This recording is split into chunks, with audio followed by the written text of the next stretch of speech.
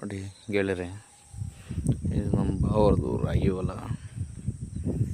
ಇಲ್ಲಿ ನಮ್ಮ ವರಾಹ ಸ್ವಾಮಿಯವರು ಭಾರಿ ಕಾರ್ಯಾಚರಣೆ ನಡೆಸ್ಯಾರೆ ಇಲ್ಲೆಲ್ಲವ.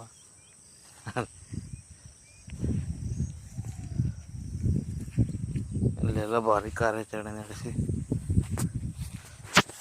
ಎಲ್ಲ ಸಿಂಗಲ್ನಾಗ ಹಾಕಿ ಬಂದಿದ್ರು ಅನಿಸುತ್ತೆ.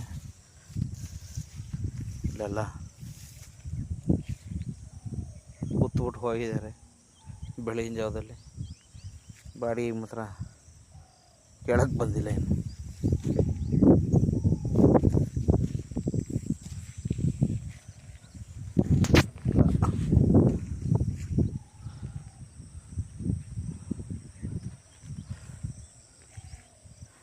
ರಾಗಿ ಹೊಲ